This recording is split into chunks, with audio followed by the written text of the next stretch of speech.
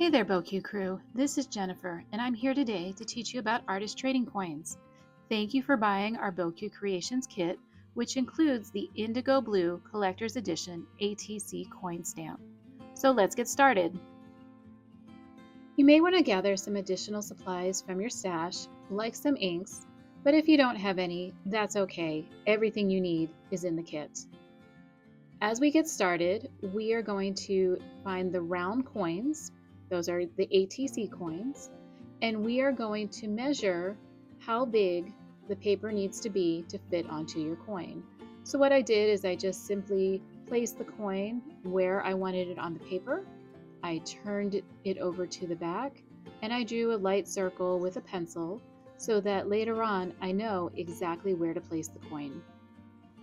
During this video, I'm actually going to make 4 coins, so I picked 4 of my favorite images from the pack and I matched them up with coins.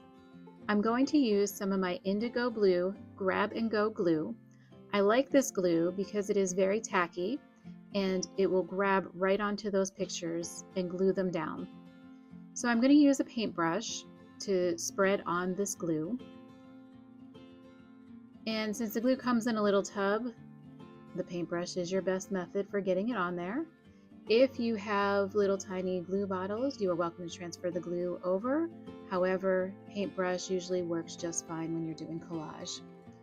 So with those circles that I already drew onto the back of the paper, I match that up with my circle and I go ahead and press my paper down so that it sticks to that circle.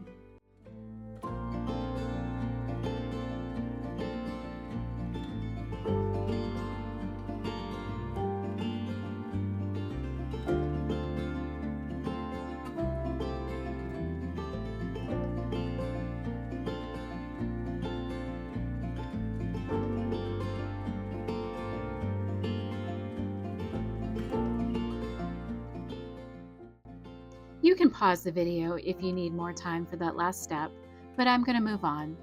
The next step requires you to use a pair of scissors and to cut around the circle coin.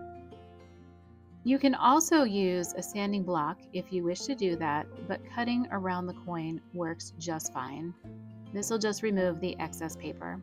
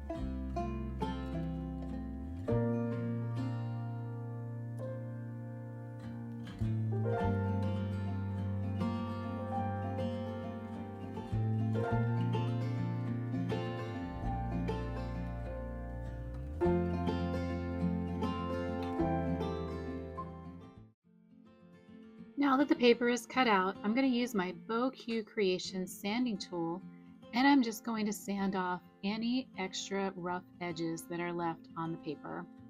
So I'm going to go ahead and I'm going to do this to all of my circles.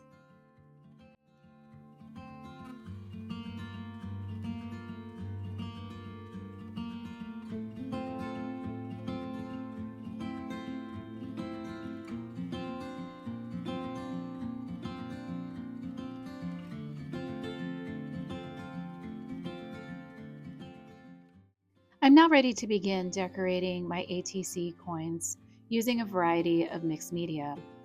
I'm first going to start by pulling out this scripty stamp from my stash, and I'm going to use some archival brown ink to stamp some of those illegible scripts onto the backgrounds just for some added decoration.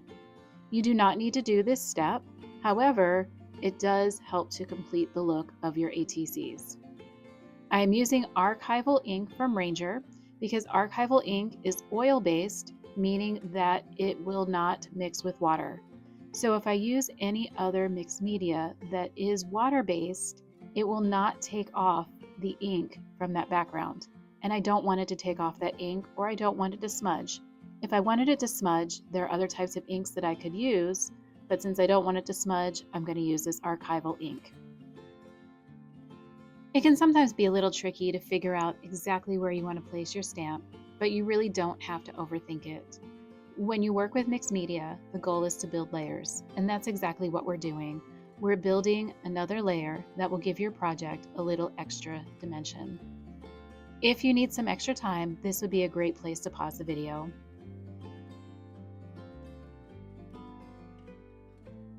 If you chose to put ink onto your project, now is a great time to use a heat tool to make sure that it is dry. If you don't have an ink tool, you can just let it sit for a few minutes, but you want to make sure that all that ink is dry, because as we go to build additional layers, we want to make sure that that ink does not smudge. Since this is waterproof ink, it will not smudge as we add additional media. However, we don't want to smear just because it's not dry. I did notice that one of my papers was not fully glued down, so I did grab my grab and go glue, and I used my paintbrush, and I just added a little more underneath that flap so that it was secure. Check all your flaps to make sure that everything is glued down. For this next step, what I'm going to do is I'm going to add some shadow to the edges of my ATCs. There are lots of different ways that you could do this, one of which is you could use some ink and a blending brush or a blending foam, and you could basically just smear some along the edges. However, when I'm working in mixed media, one of my favorites to use are the distress crayons.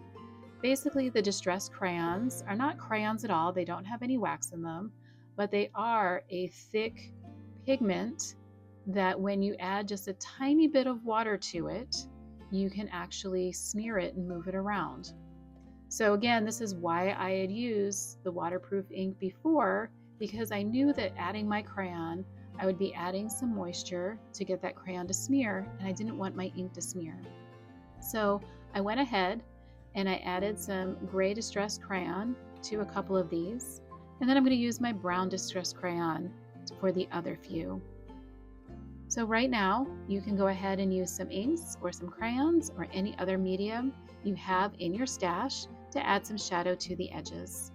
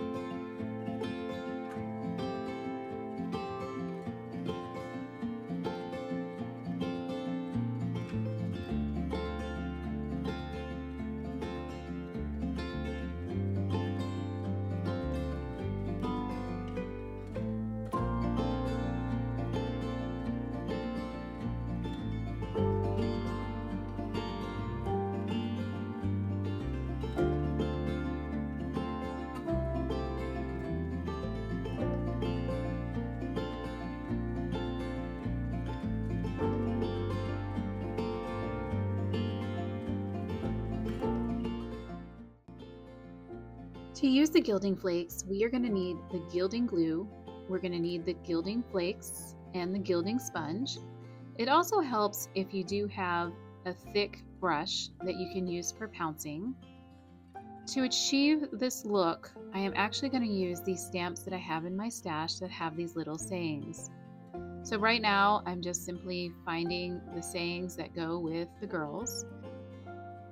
The sayings say things like beauty in simplicity, this happy life, there is beauty in simplicity, own your story, and focus on the good. So there are lots of great sayings in this stamp package. The placement of the stamps is probably the hardest part, as these ATCs are very small, so you're going to need to find some smaller stamps in your stash to go along with them. But don't be afraid to cover up the girl. Remember, the whole point of an ATC is that you are building these layers with different types of media. So it's okay if we do not see every part of every piece of media, but we're building those layers, which is going to give us some dimension. So here's how I'm going to do things a little bit different than traditional stamping. So I'm going to go ahead and I'm going to get the flitter glue. And so we want to use this flitter glue, and we're only going to use a little bit of it because we don't want a big sopping mess. So I just put a little dab onto my mat, and I'm using a mini sponge dauber to pick up some of that flitter glue, and I'm going to daub it onto my stamp. And this is just going to put a very thin layer onto my stamp. My stamp should not be dripping. It should not be getting glue everywhere. I'm just going to simply dab on some layers of that flitter glue. Once I get those layers onto my stamp, I am going to immediately stamp that onto my ATC. And so I'm going to press, I'm going to make sure that all of the areas do get stamped and the entire impression is made. As soon as I get finished making that impression, I do want to clean my stamp.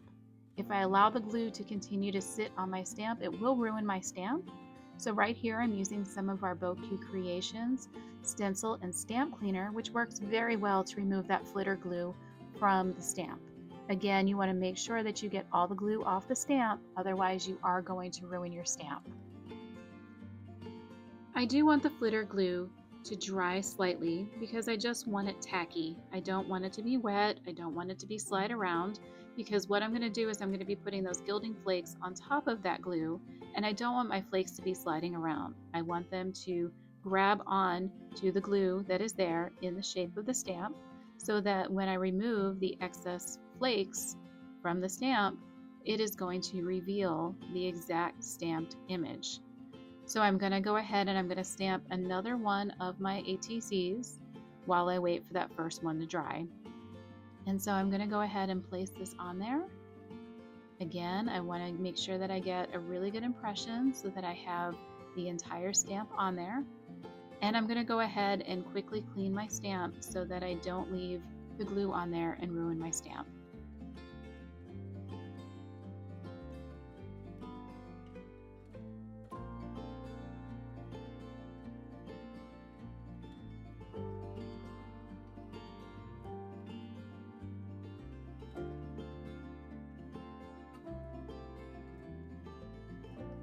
At this point, the flitter glue is dry enough on my first ATC, and I can start to apply some of those gilding flakes. Beau Creations sells a lot of gilding flakes in different shades, like gold and silver and copper, that you can pick up at the store or order online. In order to do this, gilding flakes are very messy, so please don't worry about making the mess. Just be prepared to be able to clean them up. You're going to go ahead and you're going to reach into that container and you're going to grab some of those flakes. Notice I tried to get it with my reverse tweezers, but that didn't work, so just using my fingers, I just reached in there and grabbed a piece of those gilding flakes. And I took that big piece of gilding flake and I put it right over top of my stamped image. And I'm going to do the same thing for that second ATC. And you can use multiple pieces of the gilding flakes. You're going to notice that the gilding flakes are very delicate, so they might break apart as you go to put them on. Or if you need a smaller piece, you can break them apart from a larger piece. But really, you just want to make sure that the flakes are covering your entire image. If you have any excess, you can put them back into the container. It does not hurt anything. You'll see later it's okay to even put back your little flakes because you can use those little flakes later. I am using a dense bristle brush, and I'm just kind of pouncing on top of the area where the stamp is with those flakes, because I want to make sure that the flakes get adhered to that glue so that when I remove the excess, I leave behind the saying that was stamped on there. So notice I'm just kind of taking some of the excess and putting it back into my jar because that excess doesn't have any glue on it. It's not ruined or anything, so I can save that for another project. Now I'm going to use my gilding sponge and I'm going to rub over the design. Don't be afraid to rub over it. If your glue is on there properly, you have nothing to worry about because those gilding flakes are not going to come off. If you notice that the edges look a little bit rough, just move your gilding sponge over it a little bit more and remove all those little excess bits, and then you will see that you have the exact design that you stamped onto your ATC. And so you can see I have my first two ATCs. They have the stamped image in the gilding flakes. It's nice and shiny and it looks great. So what I'm going to do right now is I'm going to go ahead and repeat this process for the last two ATCs.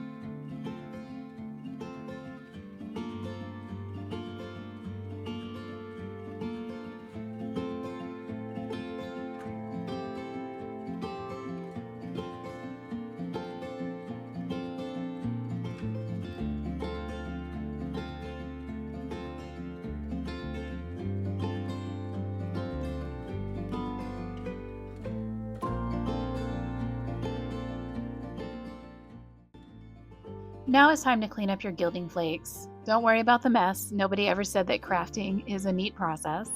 However, I'm going to take any larger pieces that I find and I'm going to put them back into my container so I can use them another time. However, everything else, all those little tiny beads, I'm just going to sweep off of my mat and I'm going to throw in the trash. For this next part, we're actually going to use some of the gilding gum along with some of the sparkly pigment powder. We are going to place a little tiny bit of the pigment powder into the tray. And we're also going to take some of this gilding gum and we're going to put it into the tray also. And we're going to mix the two together. What this is going to do is it's going to create kind of a very creamy paint that you can actually paint the pigment powder onto your project. There are lots of different ways that you can use this pigment powder. One of which is you can use it with some embossing ink, and you can sprinkle it on there and you can dust it off. However, for this project, we want it to be the consistency of kind of a thick paint because we're actually going to paint it around the edges of our project. So again, there are lots of different ways that you can use this. However, we're going to use it as paint. I didn't like the consistency that I originally got, so I just added a little bit more pigment powder. When you do this, you notice the more pigment powder you add, it moves from kind of a dull creamy to a more rich sparkly color. So you just continue adding the pigment powder until you're happy with the look of that paste that you just made. And so I'm going to go ahead and just close up my containers. There's nothing worse than spilling pigment powder or glitter or embossing powder all over your workspace. So I do want to make sure that in case something happens, I don't spill that everywhere. I'm going to go ahead and just use a small paintbrush and I'm going to paint around the edges of my ATCs. And so I'm going to paint around the edges and I'm going to paint on the sides of them. And that's really just going to give it a finished look. Remember, the idea was that we were building lots of layers to create dimension on our ATC, and that's what we are doing with this final step.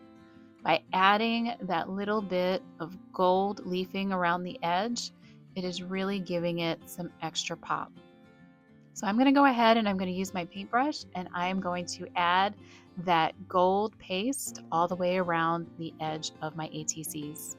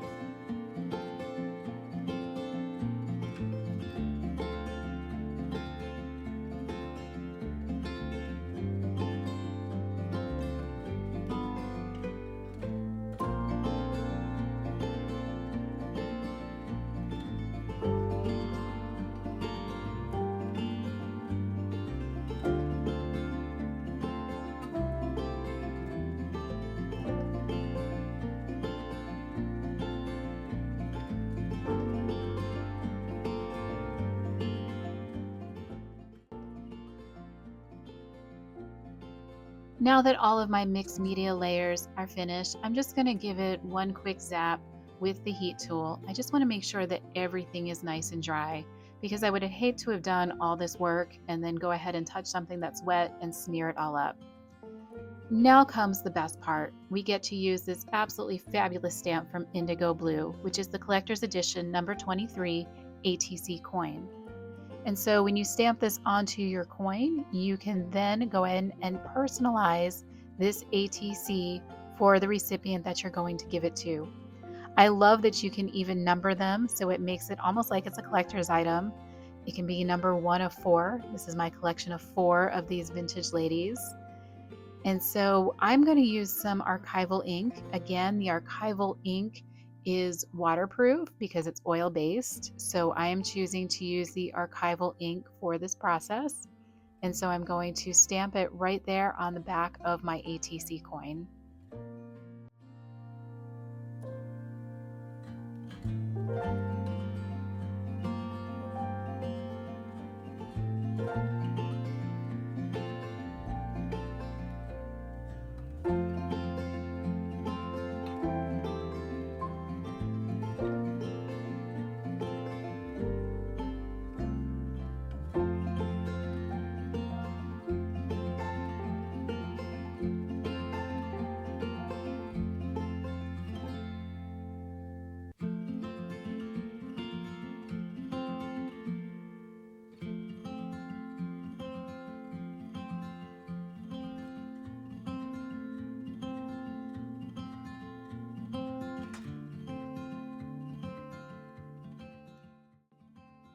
And there you have it, 4 unique ATCs.